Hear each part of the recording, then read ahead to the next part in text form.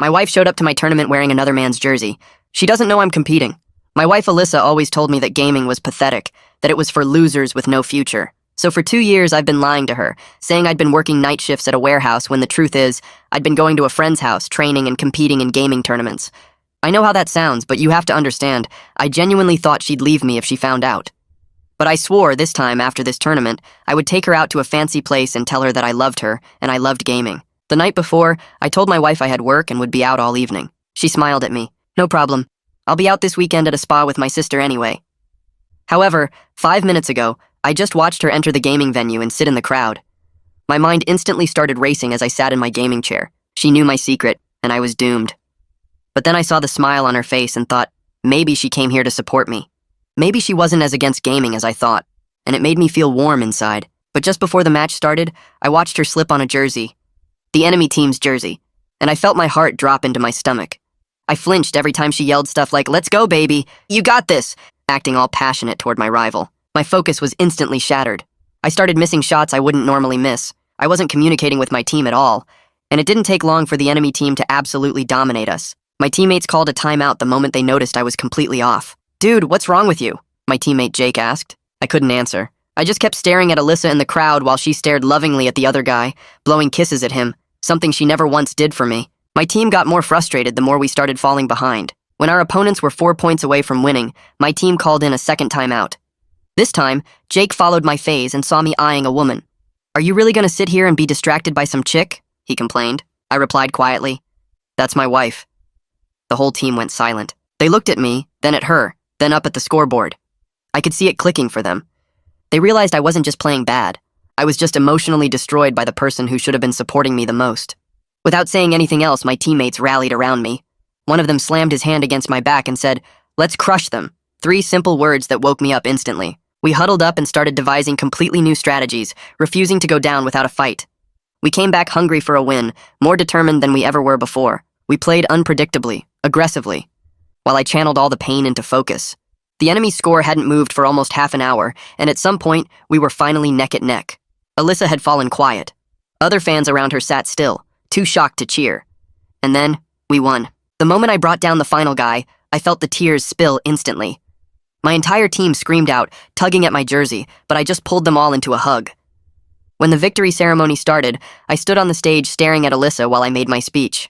I'm thankful my team had my back, when my wife didn't. She completely froze as the cameras searched the crowd and placed her face on the big screen for everyone to see. She panicked and ducked, weaving through the crowd to leave. That's when her secret boyfriend from the enemy team shouted at me, "Wait, that's your wife? She told me she was single." "Yeah, well, she told me she hated gaming," I said, disappointed. The crowd quickly figured out what happened.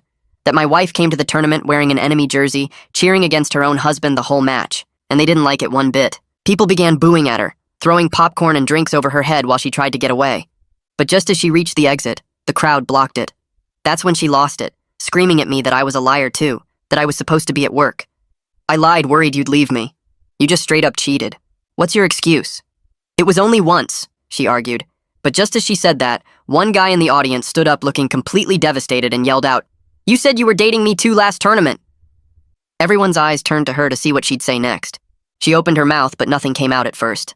Her face went from pale to red as hundreds of people stared at her waiting for an explanation.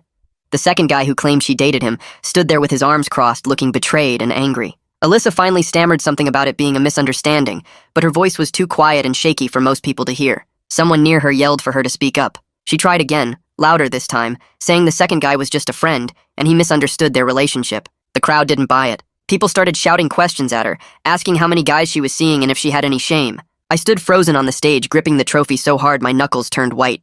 My teammates had their hands on my shoulders, trying to keep me steady as the whole venue watched this nightmare unfold. The big screen still showed Alyssa's face blown up huge for everyone to see. She looked around desperately for an escape route, but the crowd had her boxed in near the exit. Security guards in yellow vests started pushing through the crowd toward her. The venue staff looked stressed and confused about how to handle this situation. My rival from the enemy team stood near his teammates looking shocked and hurt. He kept shaking his head like he couldn't believe what was happening. Jake squeezed my shoulder and leaned close to my ear. He told me we should get off the stage before this got worse. I nodded, but my legs felt heavy and weird. The announcer tried to regain control by thanking everyone for coming and saying the ceremony was over. Nobody paid attention to him. All eyes stayed on Alyssa as security finally reached her and started clearing a path. She ducked her head and let them guide her toward a side exit away from the main doors. The crowd parted reluctantly as security pushed through with Alyssa between them. People kept yelling things at her, but the guards blocked anyone from getting too close. I watched her disappear through a door marked staff only. The moment she was gone, the crowd's attention snapped back to me standing on stage. Phones pointed in my direction now. People started recording videos and taking pictures. The murmurs got louder as everyone processed what they just witnessed. My teammates surrounded me and started moving me toward the backstage area. Jake had his hand on my back, guiding me while another teammate grabbed my gear bag. The walk off stage felt like it took forever, even though it was probably only 30 seconds. Reporters tried to shout questions at me, but my teammates formed a wall and kept them back. We pushed through a heavy door into a hallway behind the stage. The noise from the venue became muffled. My ears were ringing and my chest felt tight. One of my teammates asked if I was okay, but I couldn't answer. We kept walking until we reached the locker room area. It was a basic space with benches and lockers and fluorescent lights that hurt my eyes. My teammates sat me down on a bench and someone handed me a water bottle. I stared at it in my hands without drinking. Jake sat down next to me without saying anything. The other guys hovered around asking questions I couldn't process. Someone said I played amazing in the second half. Another person said not to worry about what just happened. Their voices blended together into background noise. I sat there watching my hands shake while holding the water bottle. The cold plastic felt real, but everything else seemed fake and distant. Jake stayed quiet beside me, which I was grateful for. I didn't want anyone trying to fix this or tell me it would be okay. The sounds from the venue filtered through the walls, muffled cheering and music as they probably started cleaning up. My breathing slowly got more normal. The tight feeling in my chest loosened a little bit. One teammate sat on the bench across from me and said I should take my time. Another guy started packing up equipment, trying to give me space. I finally opened the water bottle and took a small sip. My throat was dry and the water helped. Jake shifted beside me but still didn't speak. I appreciated him just being there without making it weird. The locker room felt safe and quiet compared to the chaos outside. I knew I'd have to face everything eventually, but right now I just needed to breathe and process. My phone was in my bag, buzzing constantly. I could hear it vibrating against my gear. Part of me wanted to check it, but a bigger part knew it was Alyssa, and I wasn't ready for that. I took another sip of water and stared at the floor tiles. They were white with gray speckles. I counted the speckles on one tile, then another. It gave my brain something to focus on besides replaying what just happened. After sitting there for maybe 15 minutes, I stood up. My legs felt more solid now. I told Jake I needed to pack my stuff and get out of here. He nodded and asked if I wanted him to drive me. I said yes without thinking about it. The idea of being alone in my car right now felt impossible. My teammates started gathering their gear too. Someone mentioned getting food, but nobody seemed hungry. We were all just going through the motions of post-tournament routine, even though nothing felt routine. I made myself focus on packing my bag. Mouse, keyboard, headset, cables. Each item went into its spot. The familiar actions helped ground me. Jake stood nearby, keeping an eye on me without being obvious about it. I zipped up my bag and slung it over my shoulder. The trophy sat on the bench where someone had set it down. I picked it up and looked at it. First place. We actually won. The victory felt hollow and strange now. But we did win. My team pulled together when it mattered. I held on to that thought as we headed toward the exit. A tournament coordinator stopped us in the hallway. She looked stressed and apologetic. She said I needed to do a quick interview for the broadcast. It was required by tournament rules. I wanted to say no, but Jake gave me a look that said I should just get it over with. The coordinator led me to a small room set up with cameras and lights. A reporter stood there with a microphone looking uncomfortable. I sat in the chair they pointed to and tried to arrange my face into something normal. The lights felt hot on my skin. The reporter asked basic questions about the match and our comeback. I gave short answers about teamwork and staying focused under pressure. He asked what was going through my head during the final round. I said my team had my back and that made all the difference.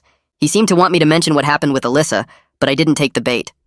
I kept my answers about the game and about being honest with the people who matter. The reporter looked disappointed but didn't push it. After maybe 5 minutes, they said we were done. I stood up fast and headed for the door. My face felt hot and I knew I was probably red. Jake was waiting in the hallway and we walked quickly toward the exit. Other players and staff watched us pass. Some looked sympathetic, others looked curious. I kept my eyes forward and kept walking.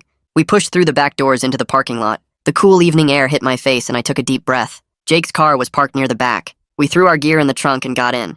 He started the engine but didn't pull out right away. My phone had been buzzing the entire time we walked to the car. I finally pulled it out and looked at the screen. 23 missed calls from Alyssa. 37 text messages. I scrolled through the preview of the texts without opening them. The first ones were asking where I was. Then they got angry saying I embarrassed her. Then they switched to saying we needed to talk. Then back to angry saying I had no right to kick her out of the venue. The messages kept coming even as I watched. Another text appeared asking why I wasn't answering. I felt my jaw clench. Jake glanced over and asked if I was okay. I said I needed to silence my phone. I went into settings and put it on Do Not Disturb. Then I shoved it deep into my bag so I wouldn't be tempted to look at it again. Jake asked if I wanted to grab food or just head to his place. I said his place. The idea of being in public at a restaurant felt impossible.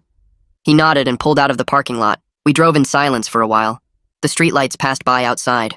My brain kept replaying moments from the tournament, seeing Alyssa in that jersey, her cheering for the other team, the look on her face when the big screen showed her, the second guy standing up, her trying to explain. All of it played on loop in my head. Jake's apartment was small but clean. He cleared some space on his couch and grabbed me a blanket and pillow. He asked if I wanted to talk, but I shook my head. He said okay and told me to help myself to anything in the fridge.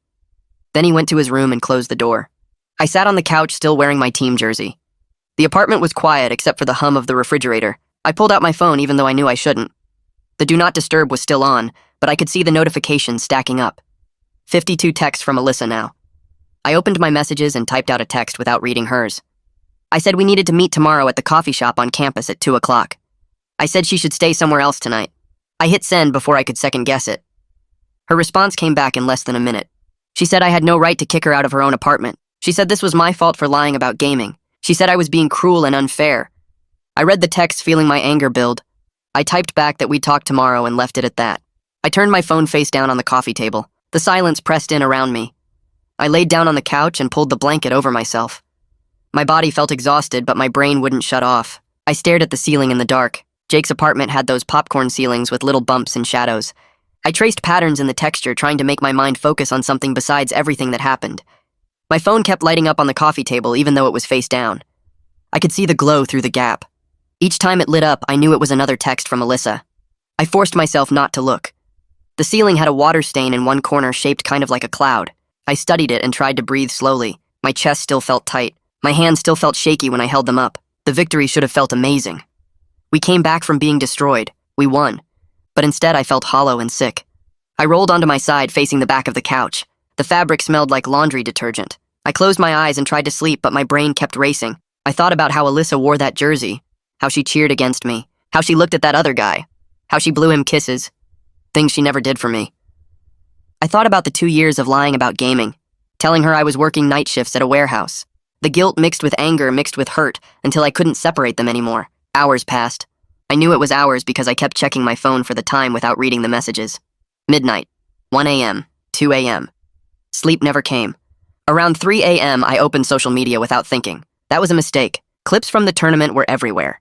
Someone had posted the full video of the ceremony, including Alyssa's face on the big screen. It already had thousands of views. The comments were brutal. People calling her names. People saying I deserved better. People making jokes. Some people saying I was wrong for lying about gaming. Others defending me. The whole thing had blown up into a debate about relationships and honesty.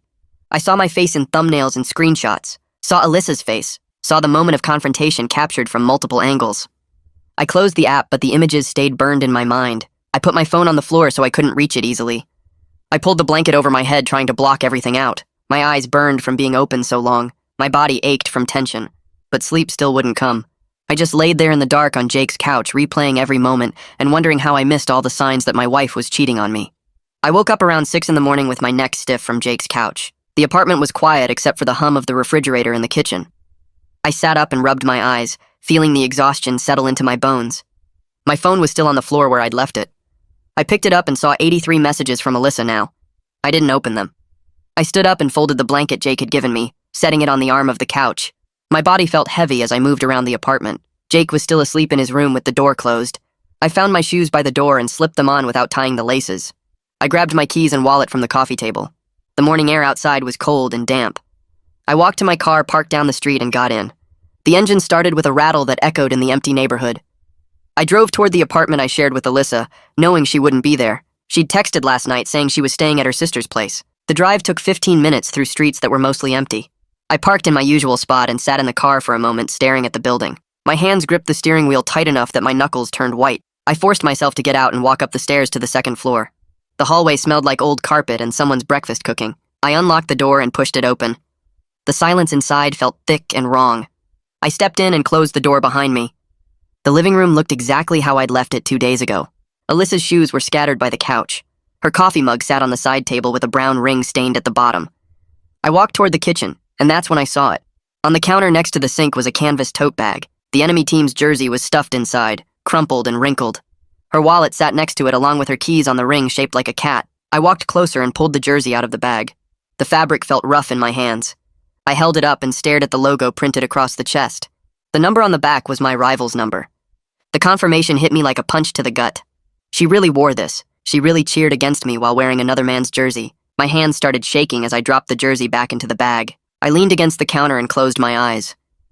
The apartment felt smaller suddenly, like the walls were pressing in.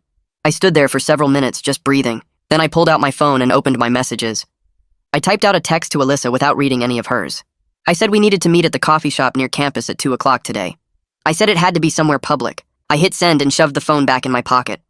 I didn't want to be in the apartment anymore. I grabbed a few things from the bedroom, stuffing clothes into a backpack I found in the closet. I took my phone charger and my toothbrush from the bathroom.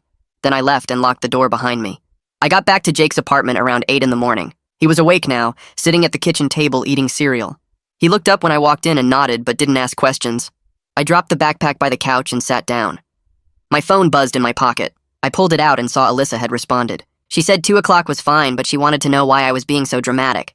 She said we could talk at home like normal people. I didn't respond. I set my phone on the coffee table face down. Jake finished his cereal and brought the bowl to the sink. He asked if I wanted breakfast, but I shook my head. I wasn't hungry. I spent the next few hours pacing around Jake's apartment. I walked from the living room to the kitchen and back again. I rehearsed what I was going to say to Alyssa. I practiced the words out loud when Jake went to take a shower. I tried different versions, different tones. Nothing felt right. At noon, I took a shower and changed into clean clothes. Jake offered to drive me to the coffee shop, but I said I needed to walk. The fresh air might help clear my head. I left his apartment at 1:30 and walked the 20 minutes to campus. The coffee shop was on the corner of a busy street. It had big windows and small tables packed close together. I went inside and ordered a black coffee I didn't really want. I sat at a table near the back where I could see the door. My leg bounced under the table as I waited. Alyssa showed up at 2:15. She walked in wearing sunglasses even though it was cloudy outside. She spotted me and walked over without ordering anything. She sat down across from me and took off the sunglasses. Her eyes were red like she'd been crying. She folded her hands on the table and stared at me. I stared back. Neither of us spoke for a long moment. The coffee shop was busy with students studying and people on laptops. The noise around us felt distant. Finally, Alyssa spoke first. She said this was all a huge mistake and she didn't mean for any of it to happen. She said she got confused and made a bad choice. Her voice was quiet and shaky. I listened without interrupting. She said I was the one who lied first by hiding my gaming career for 2 years. She said I made her feel like she couldn't trust me. She said if I'd just been honest from the start, none of this would have happened. I felt my jaw tighten. I took a breath and told her I was wrong to lie about gaming. I said I did it because I was scared she'd leave me if she knew the truth. I said that doesn't excuse what I did, but it explains it. Then I said her cheating and wearing another man's jersey to humiliate me publicly was not the same thing. She looked away and shook her head. She said I was making it sound worse than it was. She said it was only one time and she didn't think I'd ever find out. She said she never meant to hurt me. I asked her about the guy in the audience who said she dated him at a previous tournament. Her face went pale. She said that was different and complicated. She said he was lying to get attention. I didn't believe her. We went in circles for almost an hour. She kept minimizing what she did and turning it back on me. I kept trying to explain the difference between my lie and her betrayal. Nothing was getting through. Other customers glanced over at us occasionally. We were keeping our voices down, but the tension was obvious. Finally, I said we needed to separate for a while. She asked what that meant. I said it meant I needed space to figure out what I wanted. I said I couldn't just pretend this didn't happen. She started crying then. She said I was abandoning her and being cruel. She said I was throwing away our marriage over one mistake. I felt something cold settle in my chest. I told her I'd come by the apartment tomorrow to get more of my things. I said she could stay there and I'd figure out somewhere else to live. She asked where I was going to go. I said that wasn't her concern right now. I stood up and left my untouched coffee on the table. She called after me, but I didn't turn around. I walked back to the apartment alone. The sky had gotten darker and it looked like rain. I let myself in and went straight to the bedroom. I pulled a duffel bag from the closet and started filling it with clothes. I grabbed my laptop and charger from the desk. I took my gaming headset and mouse. I moved through the apartment quickly, not letting myself stop to think. In the kitchen, I grabbed my favorite mug and a few other things. Alyssa's keys were still on the counter next to that canvas bag. I left them there. I took my own key off my keyring and set it on the counter. The metal made a small clinking sound when it hit the surface. I looked around the apartment one last time. The hollow feeling in my chest wasn't sadness exactly. It was just the weight of something ending. I slung the duffel bag over my shoulder and walked out. I locked the door behind me with the spare key I still had, then slid that one under the door. I didn't want any reason to come back here. My phone started buzzing constantly as soon as I got back to Jake's place. The team group chat was blowing up. I opened it and saw dozens of messages. Jake was asking if I was okay. 2 other teammates were discussing whether we needed to make a statement. Someone posted a link to a gaming news site that had already written an article about the tournament incident. The headline called it a dramatic upset with personal stakes. I scrolled through the messages feeling overwhelmed. I typed out a response saying I wanted to keep personal details private. I asked them not to talk to press or post about it on social media. I said I appreciated their support, but I needed to handle this my own way. The responses came back quickly. Everyone agreed to keep quiet. Jake sent a private message asking if I needed anything. I told him I was fine and just needed time. I set my phone down and lay back on the couch. The ceiling looked the same as it had last night. I closed my eyes. My phone buzzed again an hour later. I picked it up and saw a DM request on social media from someone named Ray Tillman. I opened it. The message was professional and polite. He said he was a journalist covering the gaming scene and wanted to offer me a chance to tell my side of what happened at the tournament. He said he understood this was a difficult time, but thought it might help to have my perspective out there. He left his email and phone number. I read the message twice. Part of me wanted to ignore it completely. Another part of me wondered if he was right. Maybe getting ahead of the story would help, but I didn't have the energy to deal with it right now. I typed back a short response saying I appreciated him reaching out, but I needed time to process before making any statements. I said I'd reach out if I changed my mind. His reply came fast. He said he understood and would respect my privacy. He said he'd be writing something regardless since it was already public, but he wanted to make sure I knew the door was open. I thanked him and closed the app. That evening, my phone rang. I saw Beck's name on the screen. Beck was my manager, the guy who handled all the business side of my gaming career. I answered, and he got straight to the point. He said sponsors were asking questions. He said they wanted to know how to handle inquiries from press and fans. He said some of them were worried about the negative attention. I felt my stomach drop. I hadn't even thought about sponsors. Beck's voice was calm and practical. He said we needed to agree on a holding statement, something brief that would satisfy companies without getting into personal details. He suggested saying I was focused on the team and wouldn't be discussing personal matters at this time. I agreed. It sounded professional and simple. We talked for a few more minutes about logistics. Beck said he'd send the statement to all relevant parties and handle any follow-up questions. He asked if I was doing okay. I said I was managing. He told me to call if I needed anything. After we hung up, I felt exhausted. The business side of my personal crisis was overwhelming. I hadn't realized how many people had a stake in my life beyond just me and Alyssa. Around 9 that night, I got a text from an unknown number. I opened it and saw it was from Camelia. She was one of our team coaches and someone I'd become friends with over the past year. The message said she heard what happened and wanted to check in. She said if I needed a place to stay that wasn't Jake's couch, she had a spare room I could use. No pressure and no timeline. I stared at the message for a long time. The offer felt generous and kind. It also felt embarrassing that I needed help like this. But Jake's couch wasn't a long-term solution, and I knew it. I texted back saying I really appreciated the offer and would take her up on it if she was sure. She responded immediately saying she was completely sure, and I could move in whenever I wanted. She said she'd text me her address. The relief I felt was mixed with shame. I was a grown adult who couldn't even keep my own living situation together. But I pushed the shame down and focused on the practical side. Camelia's place would give me stability while I figured everything else out. My phone buzzed again before I could put it down. This time it was a text from a number I didn't recognize. I opened it and saw a long message from someone who identified themselves as Alyssa's sister. The text was hostile and angry.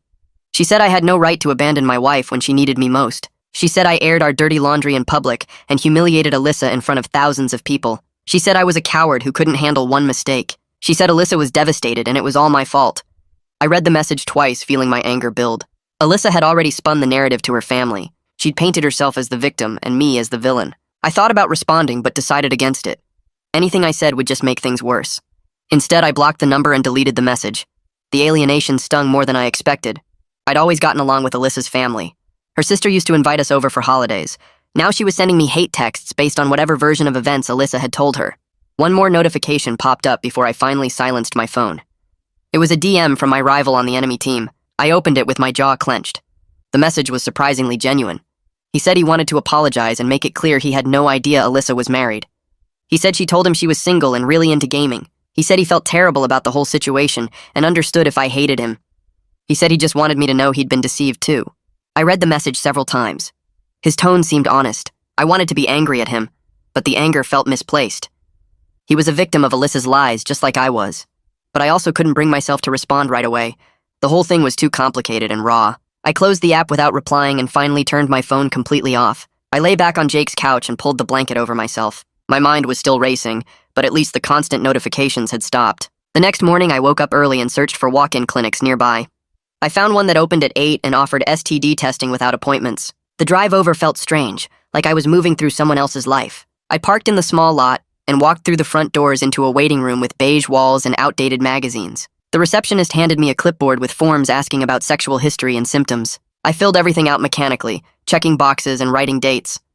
When I handed the forms back, she told me to wait and someone would call me soon. I sat in a plastic chair next to an older guy reading a newspaper and a young woman scrolling her phone. Nobody made eye contact. The fluorescent lights buzzed overhead and I felt exposed sitting there, like everyone knew why I was getting tested. A nurse called my name after 20 minutes and led me to a small exam room. She explained the testing process in a calm, professional voice that made me feel slightly less ashamed. The actual test was quick and clinical. She told me results would take 3 to 5 business days and they'd call with the outcome. I thanked her and left, walking back to my car with this weird, empty feeling. The responsible thing was done, but now I had to wait and wonder. Our first scrim since the tournament started at 2 that afternoon. I logged in early and ran through warm-up drills, trying to get my head right. My teammates joined the voice channel one by one, keeping the energy light. We loaded into the practice match against a mid-tier team we should have handled easily. But from the first round, I was off. I missed a call-out about enemy positioning that got Jake killed. 2 rounds later, I positioned myself too aggressively and got picked off early, leaving my team in a bad situation. My aim felt shaky, and my decision-making was slow, like I was playing through fog. Jake covered for me initially, making calls I should have made.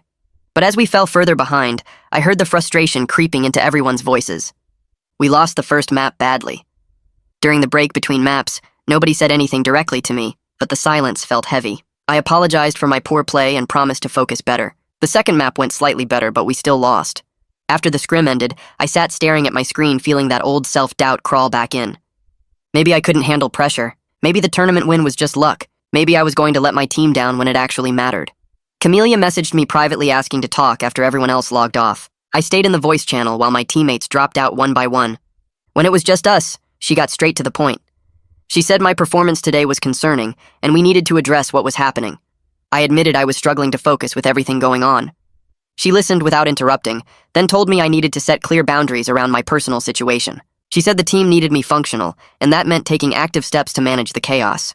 We talked about developing a proper PR plan so I wasn't constantly reacting to online drama.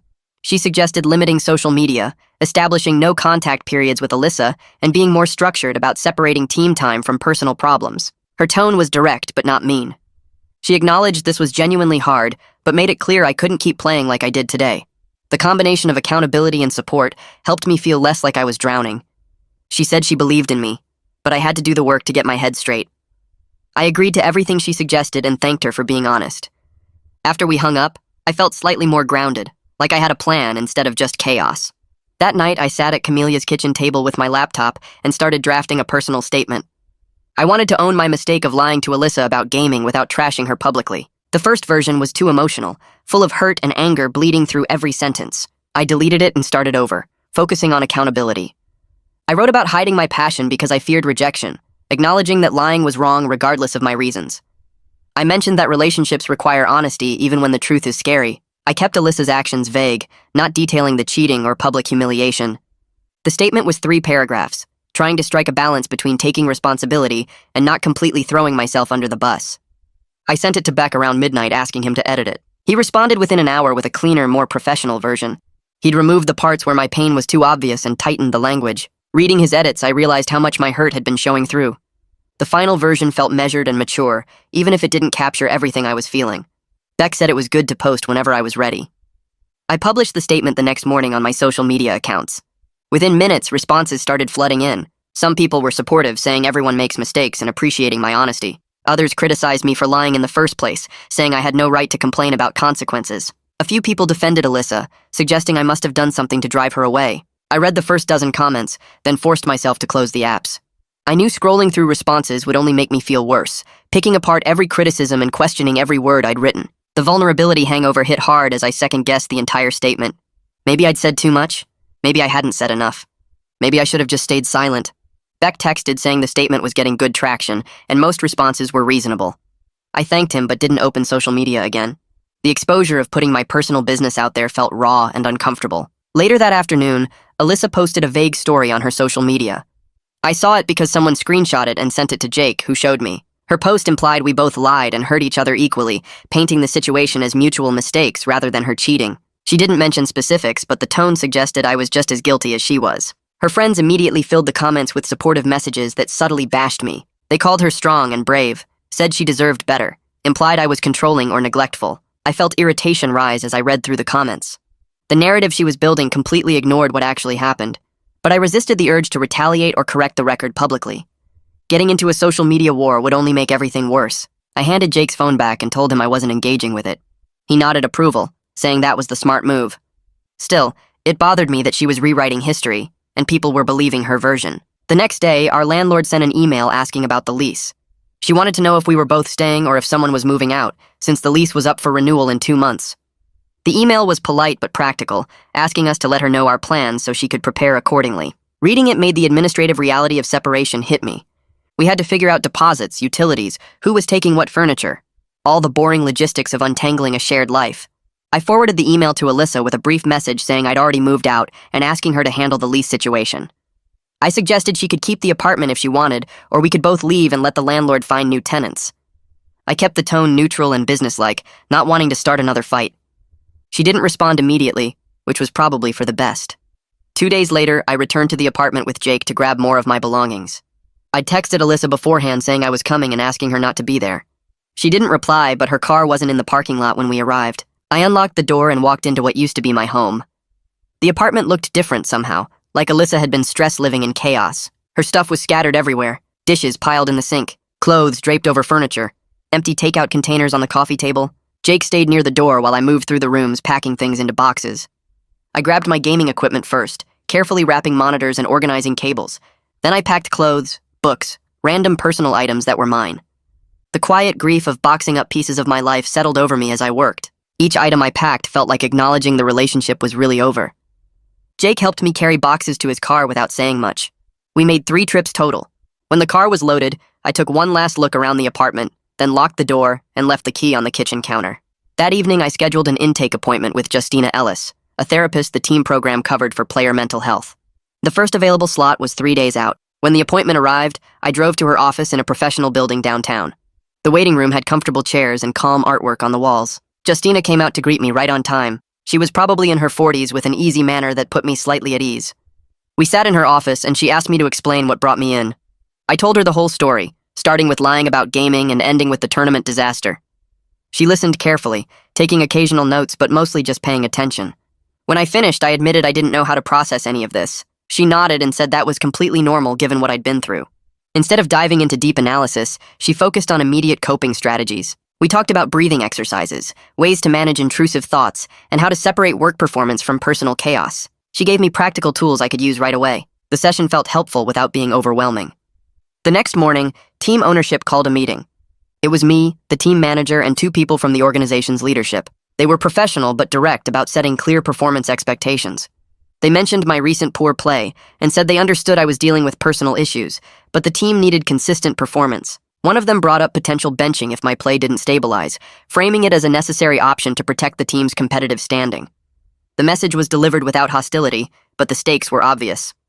My career depended on pulling myself together. I committed to doing better, outlining the steps I was taking with therapy and practice routines. They seemed satisfied with my response, but made it clear they'd be watching my performance closely. After the meeting ended, I sat in my car for a few minutes processing the pressure.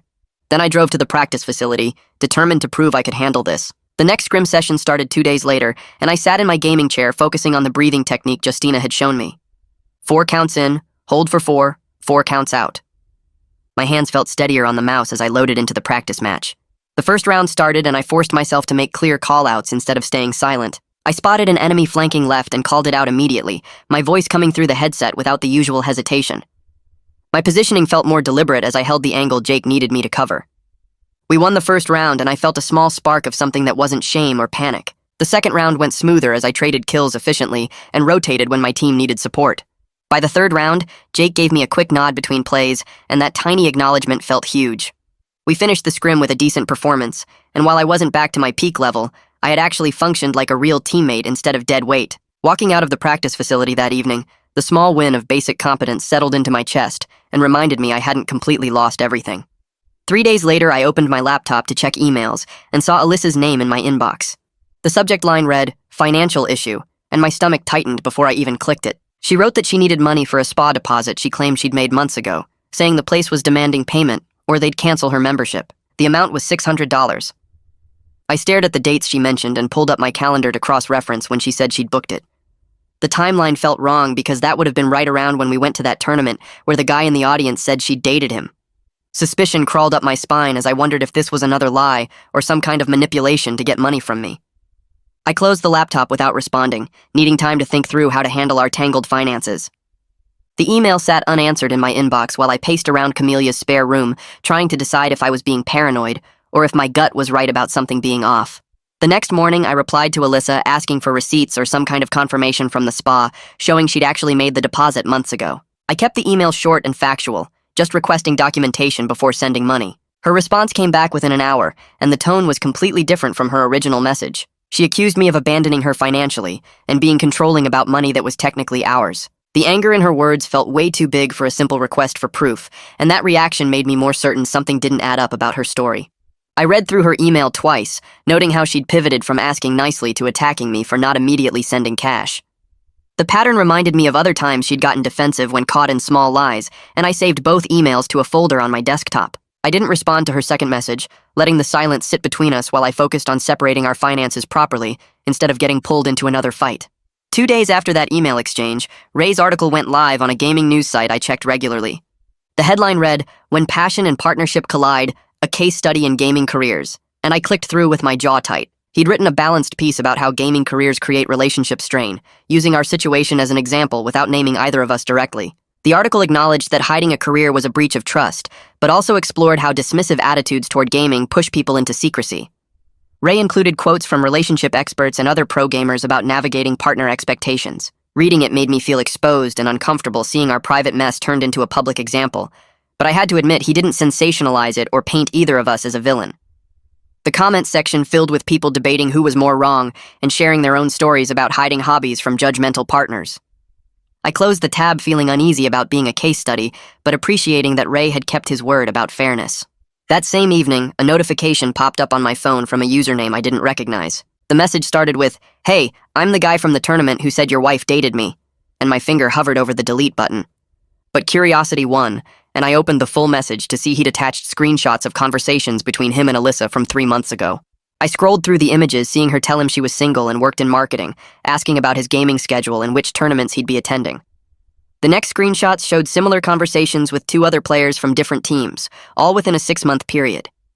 A pattern emerged of her targeting players at tournaments and lying about her relationship status to get close to them. One conversation had her asking a player what hotel he was staying at during an event, the flirtation obvious even through text.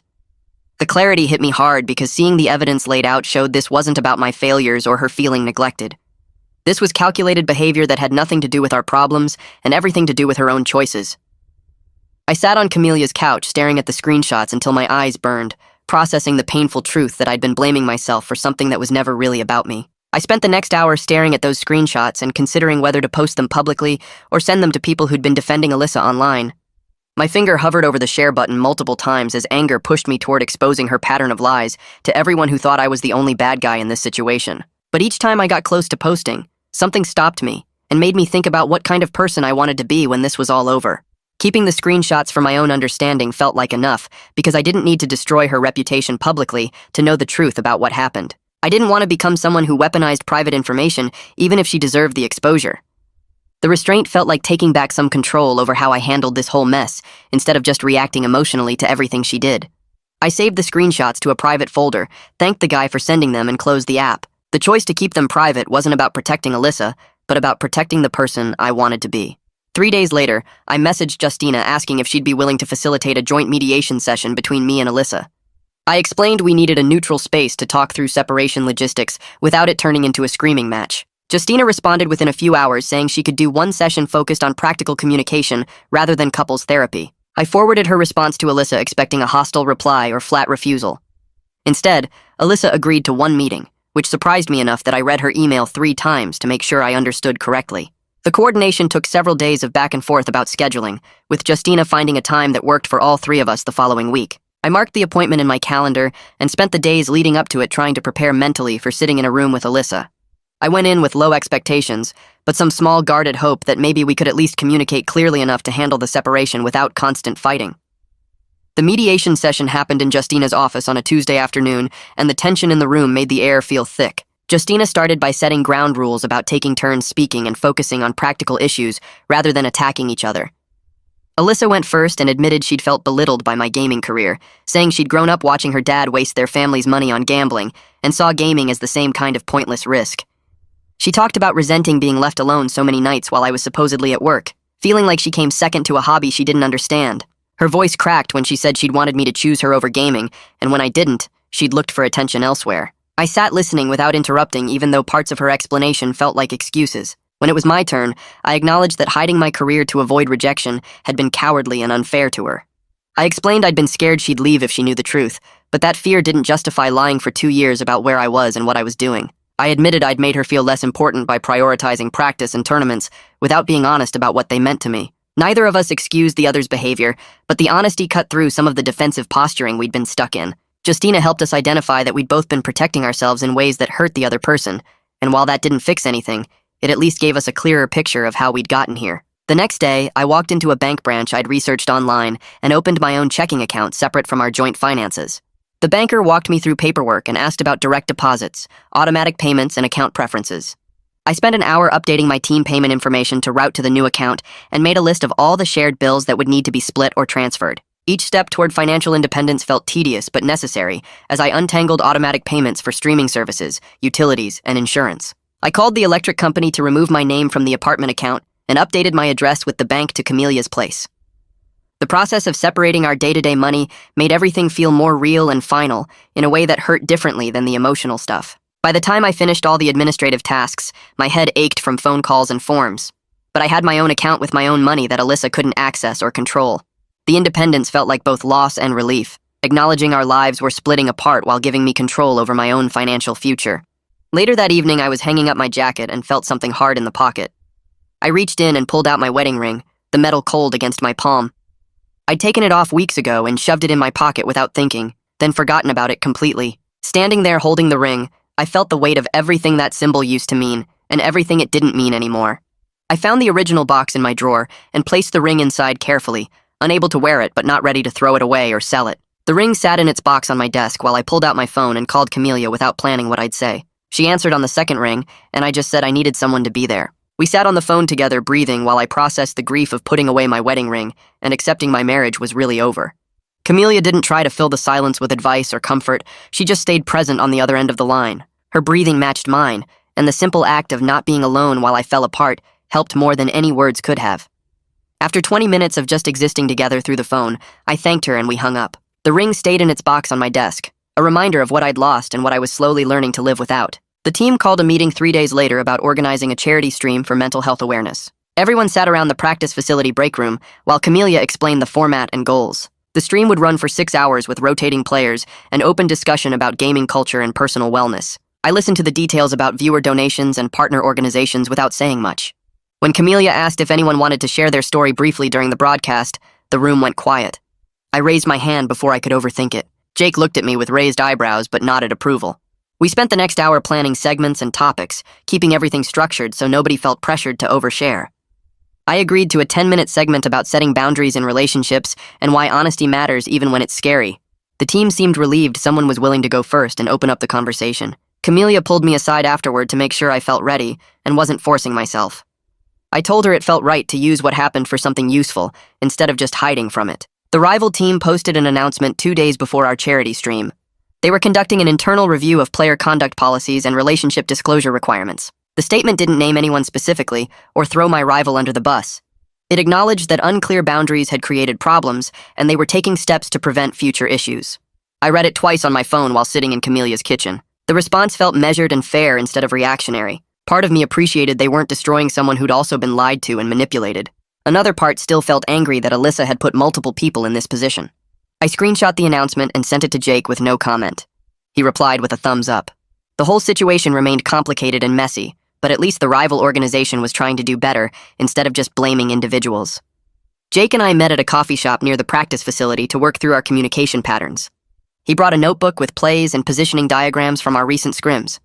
We spent an hour reviewing moments where my callouts had been unclear or delayed. Jake didn't sugarcoat anything, but he also didn't make it personal. He showed me 3 specific rounds where better communication would have changed outcomes. I acknowledged each one, and we talked through what I should have said differently. Then we switched to his areas for improvement. Looking at times his positioning left me exposed. The balance of accountability felt good instead of one-sided. We ordered a second round of coffee and mapped out our roles for the upcoming qualifier. Jake reminded me that we functioned best when I handled mid-control, and he focused on entry fragging. The team-first approach helped me feel connected to something bigger than my personal mess. By the time we left, I felt more confident about our synergy and less worried about letting everyone down. I came home from practice to find a cardboard box sitting outside Camelia's door. My name was written on top in Alyssa's handwriting. I carried it inside and set it on the kitchen counter before opening it. Inside were random items from our apartment, things I'd forgotten or hadn't prioritized during my quick packing trips. A hoodie I'd been looking for, some gaming peripherals, a photo album from our first year together. Tucked on top was a folded piece of notebook paper. I unfolded it and read her handwriting saying she didn't mean to hurt me and hoped I was doing okay. The apology felt hollow and self-serving, more about making herself feel better than genuine remorse. Nothing in the note acknowledged the full scope of what she'd done or showed real understanding of the damage. I read it twice looking for something authentic, but only found vague regret. The conflicted softening her words tried to create didn't take hold. I folded the note back up and stuck it in the box without responding. Camelia asked if I was all right when she got home, and I just shrugged. The box sat in my room for 2 days before I finally unpacked it and threw the note away. I bought a wall calendar and a pack of colored markers to build a proper training schedule. Sleep time got marked in blue, meals in green, scrim blocks in red, solo practice in orange. I set alarms on my phone for each transition and stuck to them even when I didn't feel like it. Meal prep happened every Sunday with chicken, rice, and vegetables portioned into containers. My sleep schedule shifted to consistent 8-hour blocks instead of the chaotic pattern I'd been running. The discipline felt good after weeks of emotional chaos. Having control over something tangible made me feel less powerless about everything else. My gameplay started showing real improvement as the routine took hold. Shots landed more consistently, positioning felt more natural, callouts came faster. Jake noticed during scrims and mentioned my timing was getting sharp again. The structure gave me something to focus on besides the constant replay of tournament drama. Each day following the schedule felt like a small win building towards something bigger. The clinic called with my test results on a Tuesday morning. Everything came back negative. I thanked the nurse and hung up feeling a wave of relief without any celebration. The clean bill of health removed one source of anxiety from the pile of stress I'd been carrying. I filed the paperwork in a folder with other medical documents and closed the drawer. The whole experience of needing the test in the first place still made me feel gross. I tried not to think about why it had been necessary or what it said about my marriage. Instead, I focused on the relief of crossing one more thing off my worry list. Jake texted asking how it went, and I replied with a simple thumbs up. He sent back a fist bump emoji. The small exchange of support helped more than a long conversation would have. I spent the rest of the day training and didn't let myself dwell on any of it. Beck called during my lunch break to tell me he'd secured a sponsor queue and a session for the following week. The energy drink company wanted me to answer fan questions on their social media. He'd already set clear boundaries with them about what topics were off limits. No questions about Alyssa, no questions about personal drama, nothing that wasn't directly related to gaming or team performance. I agreed to participate knowing professional obligations didn't pause for personal problems. Beck sent over a prep document with likely questions and suggested talking points. We spent 20 minutes on the phone rehearsing responses until I felt more confident. The structure and preparation helped me feel less anxious about facing public interaction. Beck reminded me I could always redirect or decline to answer if something felt wrong. His support made the whole thing feel manageable instead of overwhelming. I marked the Q&A date on my calendar and spent the next few days reviewing the prep materials. Qualifier day arrived and I woke up 2 hours before my alarm. I lay in bed running through my pre-match routine mentally before getting up. Shower, light breakfast, gear check, warm-up drills. I committed to keeping my eyes on the screen and comms, refusing to scan the crowd or get distracted by anything outside the game. My headset went on and the world narrowed to just the match. The intentional focus felt like putting on armor against everything else. I ran through aim training maps until my hands felt loose and responsive. Jake arrived at the venue same time as me, and we did our team warm-up together. The familiar rhythm of preparation steadied my nerves. I blocked out thoughts about Alyssa, about drama, about anything except the game in front of me. When we took our seats in the competition area, I adjusted my monitor and checked my settings twice. Everything felt right. My breathing stayed even and controlled. The countdown started and I locked in. The early maps were shaky as nerves affected my timing on crucial shots. I missed an easy pick that should have opened up the round. My positioning felt slightly off and I second-guessed calls I normally made automatically. The pressure of needing to perform well after everything that happened weighed heavier than I expected. But halfway through map 2, I forced myself to redirect team comms and steady my focus. I called out enemy positions clearly and moved with more confidence. My teammates responded to the callouts and we clawed back from a rough start. Jake Entry fragged perfectly on 3 consecutive rounds, and I traded kills when he went down. The synergy we'd practiced started clicking into place. Our coordination improved as I stopped overthinking and just played. By map 3, we'd found our rhythm, and the match felt competitive again. The resilience under strain felt like proof I could handle adversity and come back stronger. We lost the qualifier 2-3 in a series that could have gone either way. The final round came down to a 1 versus 2 situation that we couldn't quite close out. I pulled off my headset and sat back in my chair, feeling the disappointment settle in my chest. The loss was real and it hurt. But I'd given everything I had and played with focus despite the pressure. I stood up and walked over to shake my rival's hand after the match. He looked surprised but accepted it with genuine respect. No hard feelings about the competition itself, just 2 players who'd battled hard. My team gathered for a quick debrief and nobody blamed me or made excuses. We acknowledged what went wrong and what we'd do better next time. I handled the disappointment with composure, knowing this was just one tournament in a longer journey. The ability to lose without falling apart felt like its own kind of victory. That night I sat in front of my webcam at Camelia's place and recorded a message for my fans. I kept it short, maybe 2 minutes, talking straight to the camera about taking responsibility for my performance in the qualifier. I thanked everyone for their support and said I was working on improving my game and my focus.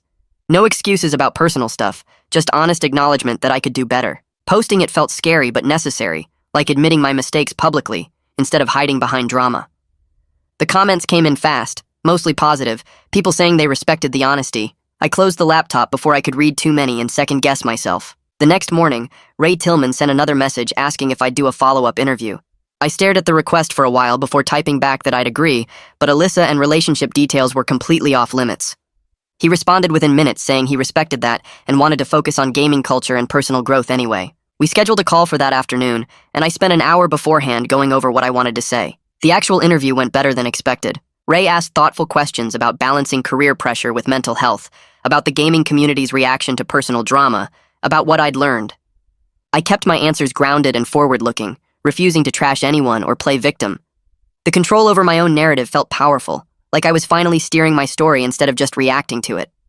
When we finished, Ray thanked me and said the piece would run in a few days. I hung up feeling lighter, like I'd handled something professionally instead of letting it handle me. 2 days later, Beck called with news about a contract extension. The team wanted to keep me, but with a performance clause tied to results over the next 3 months. I met with ownership that afternoon, and they laid it out clearly, showing me the numbers I needed to hit and the benchmarks they expected. The conditional nature stung a little, but I understood it. They were taking a risk keeping me after everything that happened. I signed the paperwork right there, shaking hands with the team manager who told me they believed I could bounce back. Walking out of that office, I felt motivated instead of pressured, like I had something concrete to work toward. That same week, I contacted the lawyer Beck recommended and set up a meeting about legal separation. The office was small and plain, just a desk and some filing cabinets. The lawyer walked me through the process, explaining it would be straightforward since Alyssa and I had no kids and no major shared assets. I filled out forms listing our apartment lease and basic belongings, keeping my answers factual and unemotional. He drafted a polite notice to send Alyssa without any accusations, just clean legal language about separating our lives. Signing those papers felt heavier than the contract extension, more final somehow. But it also felt necessary, like closing a door that needed to stay closed. The lawyer said he'd handle sending everything to Alyssa, and I left his office with copies of the paperwork in my bag.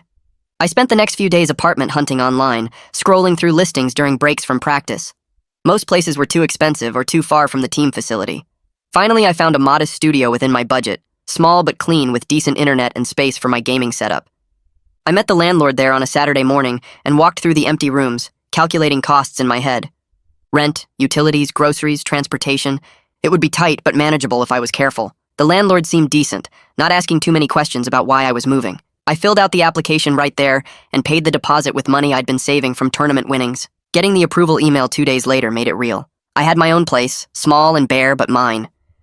Looking at photos of the empty studio on my phone, I felt something like hope mixed with anxiety about making it work. Camelia offered to help me move in the following weekend, showing up with her truck and a toolkit.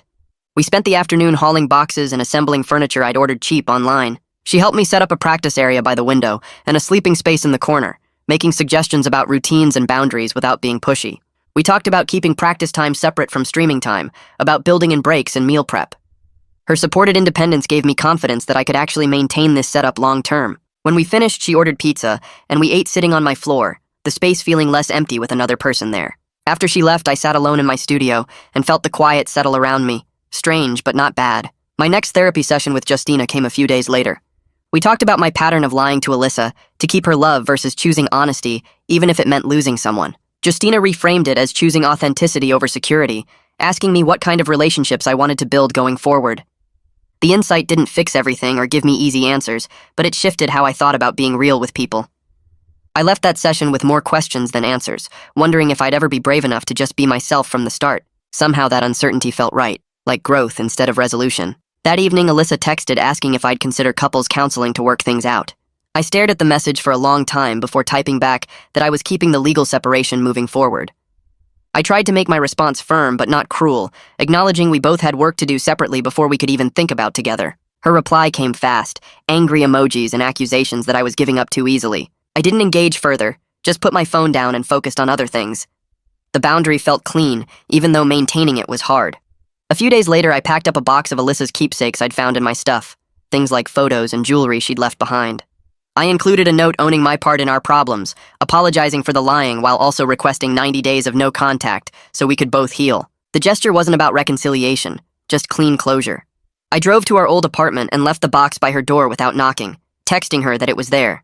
Driving away felt like the final step in letting go, painful, but necessary. Our scrim block the following week went smoother than it had in a while. My teammates noticed my communication was steadier, my positioning more deliberate. Jake gave me a nod after one particularly good round and said my callouts were on point. The quiet confidence building in my gameplay felt earned rather than lucky, like all the work was actually paying off. I wasn't back to peak form yet, still missing shots I should make and hesitating on some decisions. But the trajectory was clearly upward, improvement I could measure and feel. After practice, I stayed late running drills, pushing myself to be better tomorrow than I was today.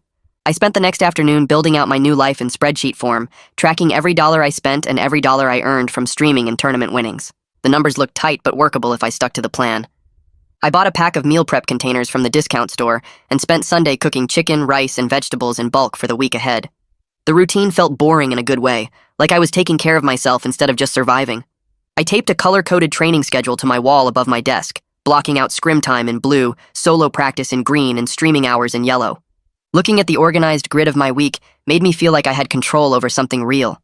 Each small system I put in place built on the last one, creating structure where there used to be chaos and lies. Late that night, I sat at my desk with my journal open and started writing an apology letter to myself. The words came slowly at first, admitting where I failed by lying to Alyssa for 2 years instead of being honest about who I was. I wrote about choosing fear over truth and how that choice poisoned everything good we might have had.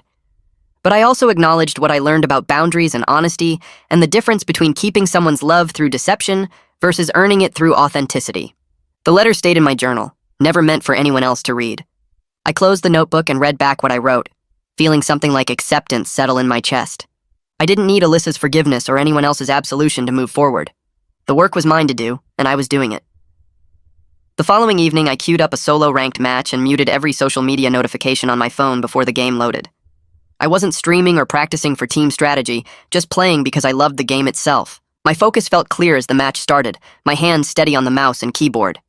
I made callouts to strangers who became temporary teammates, coordinating pushes and covering angles like we'd played together for months. We traded rounds back and forth with the enemy team, both sides playing sharp and focused. The final round came down to a 1 versus 2 situation, and I clutched it out with careful positioning and patience. The match ended with a close win, and my teammates typed quick thanks in chat before queuing their next games. I leaned back in my chair and smiled at my screen, realizing I was building something real here. A career and a life based on honesty and boundaries and genuine passion instead of fear of rejection. The path forward looked different from I imagined 2 months ago, but it felt right in a way nothing else had in years.